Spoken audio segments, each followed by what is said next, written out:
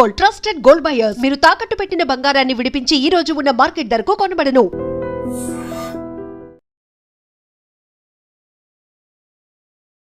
నమస్కారం, welcome to I dream. ధర్మ మార్గం విత్ విజిత కార్యక్రమానికి స్వాగతం.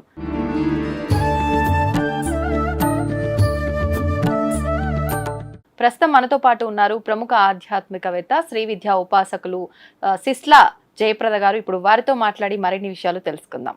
నమస్తే అమ్మా. నమస్తే అమ్మా, శ్రీమాత్రే నమః. అమ్మ, భగవంతుడికి మనం భక్తితో ఏదైనా నివేదన చేయొచ్చు, నైవేద్యంగా ఏదైనా పెట్టొచ్చు అని అంటూ ఉంటారు. మరి మాంసం ఎందుకు పెట్టకూడదు అని అడిగే వాళ్ళు కూడా ఉంటారు.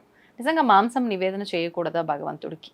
తప్పకుండా. అంటే ఇక్కడ నివేద్యం అనేది మనం పదం వాడుతాం కనుక అసలు భగవంతుడికి మనం నైవేద్యం ఎందుకు పెడుతున్నాం అసలు ఎప్పుడైనా ఆలోచించారా?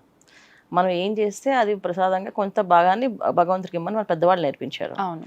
అయితే ఈ నేర్పించే విధానం ఏంటంటే దీంట్లో అర్థం ఏంటి మనకి అంటే ప్రతి విషయము ఆయనతో పంచుకోమని అర్థం. ప్రతి మనకు మంచైనా చెడైనా కష్టమైనా బాధైనా ఆయన చెప్పుకుంటాం కదా. నైవేద్యాల విషయంలో కూడా ఏదైనా వంట చేస్తే ఆ వంట కొంచెం నైవేద్యం తీసుకెళ్ళి పెట్టమని చెప్పేవాళ్ళు. అయితే ప్రతి వంటకము పూర్వం ఏ వంట చేసేవాళ్ళు అంటే సాత్వికమైన వంట, సాత్వికమే ఉండేది. తర్వాత ఈ మధ్య మాంసాలు అనేది వచ్చింది, కానీ అంతకుముందు అయితే లేదు. సాత్విక ఆహారాన్ని వంట చేసేవాళ్ళు ఇంట్లో, అదే నైవేద్యంగా పెట్టేవాళ్ళు. తర్వాత రానున్న కాలంలో ప్రతి ఒక్కరు దేవాలయంలో ప్రదక్షిణాలు చేస్తూ భగవంతుని భక్తి మాక్కున ఉంది అని అందరూ వచ్చినప్పుడు వాళ్ళ తహా తగ్గట్టు వాళ్ళు నైవేద్యం పెట్టేవాళ్ళు. దీనికి ఈ నైవేద్యాలు ఏంటి? గ్రామ దేవతలు పెట్టే నైవేద్యాలు. సో ఆ ఊర్లో ఉండే దేవతలకి వీళ్ళు మేము ఇదే తింటాం కనుక మేము నైవేద్యం పెడతాం. సో అవి చేయడం వల్ల ఏమిటి అంటే గ్రామ దేవతల్లో పెట్టే నైవేద్యాలన్నీ కొన్ని ఏంటంటే ఉగ్ర స్వరూపాన్ని తీసుకొచ్చేవి. అంటే మనకి రజోగుణం అనేది ఉంటుంది, తామస్ గుణం ఉంటుంది. సో ఈ రజోగుణం తామస్ గుణం అని పెరిగేది ఎక్కువగా ఈ ఆహారాలు పెడితే, ఈ ఆహారాలు తింటే కొన. సో చాలా మందికి ఉపవాసం చేసే వాళ్ళు కొన మామూలుగా ఉల్లి వెల్లుల్లి కొన కలిసి తినకూడదు అంటారు. దానివల్ల కొన వీళ్ళకి రజోగుణం పెరుగుతుంది అని. అంటే ఏంటి అంటే అవి కడుపులోకి వెళ్ళిన తర్వాత ఆ పదార్థము ఒక రకమైన కెమికల్ రియాక్షన్ స్టార్ట్ అవుతుంది బాడీలో. అంటే అది గ్యాస్ ఫార్మింగ్ అనేది ఉంటుంది కదా, అది కొంచెం కెమికల్ మారి ఆ శబ్దంతో వీళ్ళు మంత్రం చేస్తే కనుక కోరిక కావాలి అనేది వస్తుంది. ఇప్పుడు దాకా జపం చేసేది ఏంటి అంటే దీని శరీరాన్ని శుద్ధి చేసుకోవడానికి, మానవ శరీరం ఎత్తిన తర్వాత కర్మ శరీరం అనమాట ఇది. ఈ శరీరాన్ని శుద్ధి చేయడానికి ఒక మంత్రం జపం తపస్సు చేస్తుంటారు. సో వాళ్ళ ఆహార తగ్గట్టు కొంతమంది పారాయణలు, కొంతమంది తపస్సు.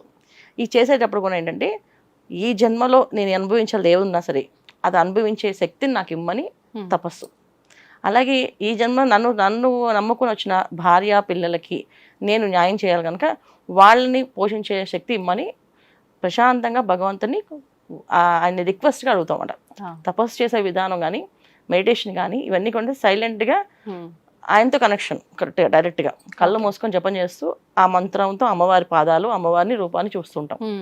చాలా మంది మెడిటేషన్లో వాళ్ళకి నచ్చిన రూపాన్ని వాళ్ళు చూస్తుంటారు. సో ఇవన్నీ కొన్ని ఏంటంటే చాలా రిక్వెస్ట్గా హంబుల్గా అడిగే విషయాలు.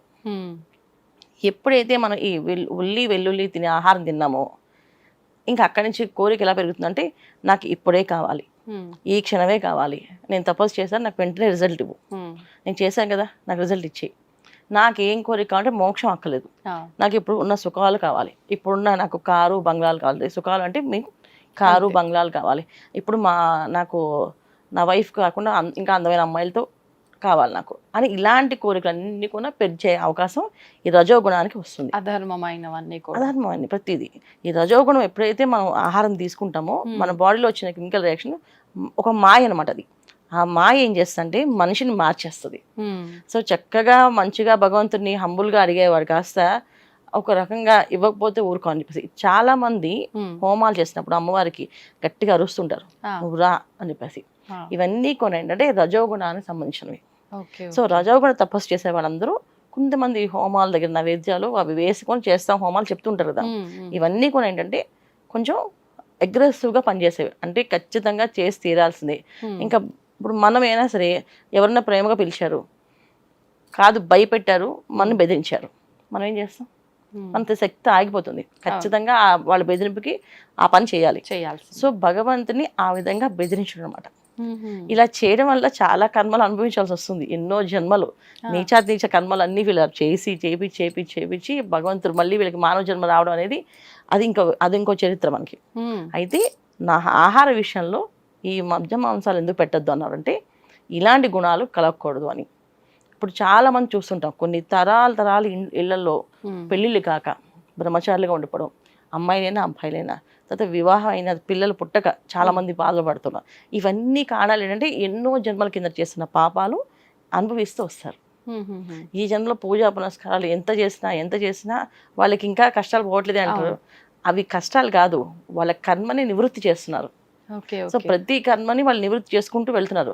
ఒక డోర్ ఓపెన్ చేసిన తర్వాత మళ్ళీ ఇంకో డోర్ లాక్ ఉంటుంది, మళ్ళీ ఆ లాక్ తీసి మళ్ళీ ఆ డోర్ ఓపెన్ చేస్తారు. అంటే మనకు తగ్గ జీవనం సంతోషకరమైనది అనుభవిస్తున్నాము అంటే మన కర్మ కొద్దిగా తగ్గుతూ ఈ స్టేజ్కి వచ్చామని అనుకోవాలంటారా? కాదమ్మా, సంతోషంగా పడే జీవితానికి కాదు. కొంతమంది చాలా కష్టాలు పడుతూనే ఉంటారు, బాధపడుతూనే ఉంటారు. ఎంత చేసినా వాళ్ళ పూజలు మళ్ళీ బ్రహ్మాండంగా చేస్తుంటారు, అయినా వాళ్ళ కష్టాలు తీరవు. అది దానికి మాత్రం ఈ కర్మ. ఇవాళ ఆనందంగా గడుపుతున్నారు అని అంటే ఈ ఆనందంలో 2 అర్థాలు ఉంటాయి. ఒక ఆనందం వచ్చేసి ఎవరికి ఏ హాని చేయకుండా మనకు వచ్చిన దాంట్లో మనం ప్రశాంతంగా ఉంటూ పక్క వాళ్ళని ఇబ్బంది పెట్టకుండా మనం సంతోషంగా జీవించడం. అంటే మనకు వచ్చిన తృప్తి చాలు, ఇంకా ఎక్కువ కావాలని ఆశపడి భగవంతుని ఇబ్బంది పెట్టకుండా పక్క వాళ్ళని కూడా ఏమి అనకుండా ఏంటి వాళ్ళతో మంచిగా మాట్లాడుకుంటూ నలుగురితో కలుస్తూ ఆనందంగా ఉండే జీవితం అది ఆనందమైన జీవితం. సో మనకు వచ్చే ఆనందం పక్క వాళ్ళు ఏడిపిస్తే వచ్చే ఆనందాన్ని ఏంటి ఒకళ్ళ దగ్గర లాక్కుని అనుభవించే సుఖాన్ని, ఇవన్నీ కూడా ఒక రకమైన కర్మ. సో పక్క వాళ్ళు ఎప్పుడైతే మనం బాధ పెట్టి తీసుకుంటున్నామో సో ఖచ్చితంగా ఆ కర్మ మనం అనుభవించాలని అర్థం. ఎవరిని బాధ పెట్టకుండా సంతోషంగా జీవిస్తూ ఉన్న దాంట్లో సంతోషంగా ఉన్న జీవితాన్ని మోక్షానికి దారి. 2 అర్థాలు ఆనందంలో.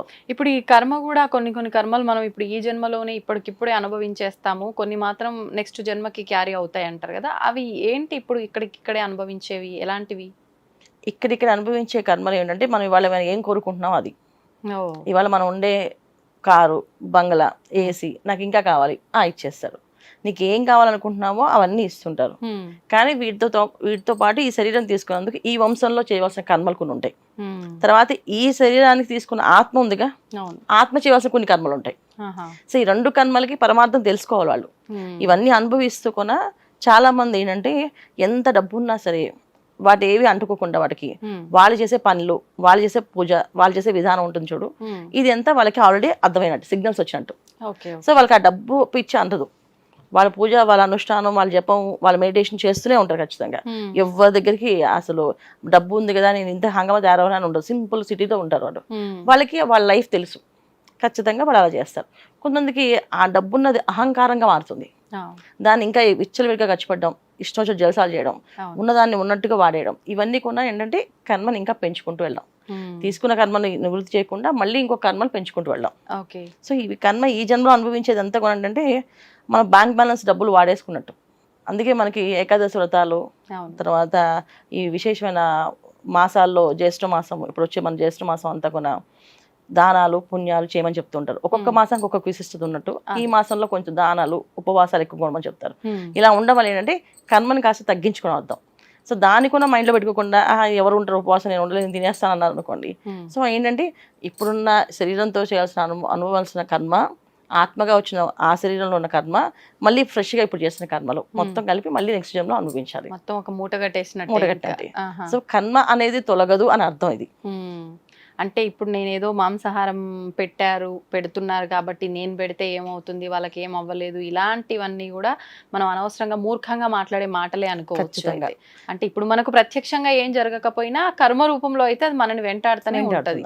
మరి అమ్మా కొన్ని క్షేత్రాల్లో ఇప్పుడు ఏదైతే పెద్ద పెద్ద క్షేత్రాలు ఉన్నాయో అలాంటి క్షేత్రాల్లో కూడా క్రిందటి కాలాలలో అక్కడ ఈ నరబలులు ఇలాంటివి కూడా ఉండేవి, కానీ రాను రాను అది సాత్వికంగా మారిపోయింది అంటారు కదా, మరి దాన్ని ఎలా తీసుకోవచ్చు అంటారు? అంటే ఇప్పుడు క్షేత్రాల్లో చేసేవన్నీ కొన్ని ఏంటంటే దానికి ఒక నియమాలు ఉంటాయి ఖచ్చితంగా. ఈ ఆలయం ప్రతిష్ట ఈ విధంగా జరుగుతుంది, ఈ ఆలయం కట్టడానికి, విగ్రహం పెట్టడానికి ఈ నియమాలు ఉంటాయని ముందే రాసుకుంటారు. ఇవన్నీ శాసనాలు. ఈ శాసనం ప్రకారం ఈ దేవతకి ఇది చేయాల్సిందే. ఎందుకు చేయాలి అంటే దానికి రీజన్ ఉంటుంది ఖచ్చితంగా. అంటే ఇక్కడున్న చెడు సంహారం అవ్వాలంటే ఆవిడ ఆ సంహారం ఆవిడకి బలిస్తే కానీ ఆవిడ ఆ చెడు సంహారం చేయడానికి అంత ఉగ్ర రూపంతో రాదు అని అర్థం. సో అందుకని గ్రామ దేవతలకి, క్షేత్రంలో చేసే దర్శనాలకి, వాడి చేసే బలులకి మనం మాట్లాడట్లేదు. ఎందుకంటే వాటికి అక్కడ ఏవో శాసనాలు రాసే ఉంటాయి, రాయకుండా ఏ ఆలయ ప్రతిష్ట జరగదు ఎక్కడ కూడా. ప్రత్యక్ష జరిగింది, అది ఖచ్చితంగా ఇది జరుగుతుంది ఇవాళకి అని అంటే అది ఏదో ఒక శాసనాలు ఉంటాయి, కారణం ఖచ్చితంగా ఉంటుంటుంది. కానీ అది చూసి మనం ఇంట్లో కానీ మన ఊర్లో కానీ చేయకూడదు. మనం చేయాల్సిన ఎప్పుడు కొన సాత్వికమైన ఆహారాన్ని, సో భగవంతుడు కొన అదే నైవేద్యం, పాలు పళ్ళు ఇవి ఇస్తే ఏంటంటే సో ఏ టైంలో మనం పళ్ళు తిన్నా పాలు తిన్నా శరీరానికి ఏ హాని చేయదు. అవును. సో అంటే ఏంటి అర్థం, ప్రశాంతంగా ఉంటామని. సో మన జీవితం ప్రశాంతంగా నడవాలి అంటే భగవంతుడికి చక్కగా పాయసంతో చేసిన నైవేద్యాలు, తీపి పదార్థాలు పెడితే జీవితంలో ఎప్పుడు కూడా తీపి మాటలే వింటాము, తీపి మాటలే చెప్తాము, తీపి కబుర్లే వింటాము అని అర్థం అనమాట. సో అందుకే భగవంతుడు ఎప్పుడు పరమాణము ఇలా నైవేద్యం పెట్టమంటారు. ఎప్పుడో కానీ పులిహోర చెప్పరు, పులిహోర అమ్మవారికి నైవేద్యం పెట్టిస్తాం. ఎందుకు పెట్టిస్తాం? అది కొన్న ఇంట్లో ఏదైనా పిల్లలు మాట వినకపోతే కాస్త మనకి ఆ కోపం అప్పుడప్పుడు రావాలి, ఆ బుద్ధి వాళ్ళకి చెప్పాలి వాళ్ళకి అని చెప్తాను. దాంతో అమ్మవారికి పులిహోర నైవేద్యం పెడితే ఆ పులిహోర తినగానే వాళ్ళ పిల్లలకి ఆటోమేటిక్గా మార్పు వచ్చేస్తుంది. సో అందుకని ఈ పులిహోర నైవేద్యం చెప్పారు. అన్ని కూడా పరమాణం గుడన్నం అనేసి బెల్లంతో చేసిన పొంగళ్ళే నైవేద్యం అమ్మవారికి. ఒకే ఒక రోజు పులిహోర పెట్టమని చెప్తారు. అది మంగళవారం పూట కానీ ఏదైనా ఇంట్లో విశేషమైన కార్యక్రమం చేస్తాం మంగళవారం పూట. ఎందుకంటే మనలో ఉన్న ఏదైనా చెడు ఆలోచన ఉంటే ఆ ప్రసాదం తినగానే ఆవిడ ఆ చెడు ఆలోచన ఖండించేస్తుంది. ఆ ఖండించడానికి మాత్రమే ఆ పులిహోర నైవేద్యం. ఇప్పుడు అంటే అమ్మ వారాన్ని బట్టి అమ్మవారిని స్వామివారిని ఆరాధించినట్టు నైవేద్యానికి కూడా వారాన్ని బట్టి ఉంటుందా? అలాగుండదు. ఒక్కొక్కసారి ఏంటంటే విశేషమైన రోజుల్లో నవరాత్రుల్లో మళ్ళీ ఆ శాసనాలు వేదన్న వాటికి నవదుర్గలు వాళ్ళు వచ్చే రూపాలకి అక్కడ ఒక కార్యక్రమం మనకు ఉంది కదా, సో రాక్షసుని వధించడానికి. సో దానికోసం అమ్మవారు ఒక్కొక్క రూపంలో ఒక్కొక్క శక్తిని తీసుకొస్తుంది. ఆ శక్తికి మనం చేసే నైవేద్యాలు అది సపరేట్ పూజ. మన ఇంట్లో నిత్యం నైవేద్యం చక్కగా పాలు పళ్ళు, ఇంకా కుదిరితే మహానైవేద్యం అంటే బెల్లం కాస్త శనగపప్పు కాస్త పెసరపప్పు అన్నంలో వేసి నైవేద్యం పెట్టాం. అంటే కలిపి వండేసి కొంచెం బెల్లం వేసి నెయ్యి వేసి పెరుగు వేసి నైవేద్యం పెట్టాం. ఇది చేసుకోవచ్చు. ఇవి కుదరకపోతే చక్కగా పాలు పొద్దున్నే కాచిన పాలు తీసి ఒక కప్పులో వేసి స్వామివారి నైవేద్యం పెట్టాం. పాలు అభిషేకం చేస్తారని అంటే నైవేద్యంగా కూడా నివేదన చేయొచ్చు, శుభ్రంగా చేయొచ్చు. అభిషేకం చేసుకోవచ్చు. అభిషేకం అందరూ చేయం కదా, అందరి ఇళ్ళలో అభిషేకం ఉండదు కదా. అభిషేకం వల్ల అభిషేకంతో చేస్తారు, తర్వాత నైవేద్యం పెడతారు. లేదు పాలకు నైవేద్యం పెట్టలేమంటే పానకం పెట్టచ్చు. బెల్లం ముక్క ఏమైనా వేయాలమ్మా, ఉత్తగానే పెట్టచ్చా? వేయాలి. బెల్లం ముక్క వేసి నైవేద్యం పెట్టాలి. లేదు పాలు నైవేద్యం పెట్టలేమంటే బెల్లం పానకం చేసి నైవేద్యం పెట్టచ్చు. ఇంత పెసరపప్పు నానబెడితే కాస్త అది వడపప్పు అవుతుంది. సో వడపప్పు పానకం రోజు నైవేద్యం పెడితే ఇంట్లో ఎటువంటి కష్టం అనేది రాదు. అమ్మ కొంతమంది చెప్తారు మనం ఏదైతే అన్నం కూర పప్పు ఇవి చేసుకున్నామో అవి కూడా నివేదన చేయొచ్చు అని చెప్పి, అలా చేయొచ్చా? 100% చేయొచ్చు. కాకపోతే ఏంటంటే మనం ఒక నియమం పెట్టుకుంటే ఇవాళ దావతందరిని పిలిచి ఇవన్నీ పెట్టాం. సో అంటే మన ఇంటికి ఒక గెస్ట్ పిలిచి ఎలా పెట్టాం, నెక్స్ట్ డే పెట్టా అంటే సో ఒక పద్ధతి ప్రకారం ప్రతిరోజు పెట్టగలను అనుకుంటే పెట్టచ్చు. లేదు ప్రతిరోజు చేయలేను, ఏదైనా పండగ విశేషమైన రోజు వరలక్ష్మి వ్రతానికో లేకపోతే సంక్రాంతి పండగకో ఇలా పండగలకే చేస్తామంటే అదొక పద్ధతి. అంటే ఆ రోజు అందరిని పిలుస్తాం పెడతాం, అప్పుడు భగవంతుని పెడతాం. సో నైవేద్యం ఇక్కడ ఏంటంటే ఒకటి ఫిక్స్ అయితే దాన్ని కంటిన్యూ చేయాలి. అదొకటి పెద్దవాళ్ళు చెప్పారు మనకి. సో మీరు ఏది అని అనుకుంటారో అది చేయండి. ఒకవేళ ఇది చెయ్యను అనుకుంటే మాత్రం అది అక్కడే ఆపేయండి.